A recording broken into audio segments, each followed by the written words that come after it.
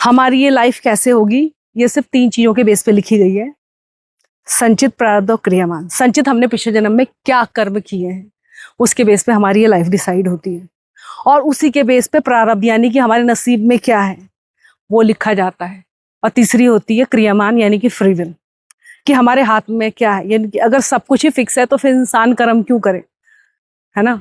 तो ये रेशो होता है 40-40 और 20 का। तो सपोज फॉर एग्जाम्पल पिछले जन्म में हमने कुछ बुरे काम किए थे, तो हमारे उस बुरे कर्म की वजह से हमारा एक्सीडेंट होना लिखा है। अब इस प्रारब्ध की वजह से हमारे नसीब में ये लिखा गया है कि हम जिंदा बच जाएंगे। तो संचित की वजह से हमारा एक्सीडेंट लिखा गया है, प्रारब्ध की वजह से ये लिखा गया है कि हम बच जाएंगे। अब 20% क्या है, फ्री विल। अब आपका एक्सीडेंट हो गया, अब आप बच गए, फ्री विल आपके हाथ में क्या है कि उठें, हॉस्पिटल जाएं और अपना ट्रीटमेंट कराएं।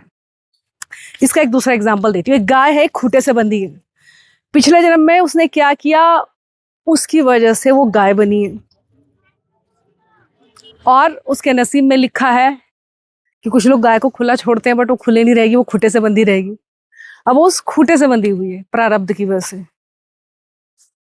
और क्रियामान क्या है, फ्री विल उसके हाथ में, कि वो जो खूंटे से और वो जो डोरी की डिस्टेंस है उसके बीच में वो घूमती है, खाती है, पीती है, बैठती है, चलती है, जितनी उसकी रस्सी की लंबाई है वो फ्री विल है।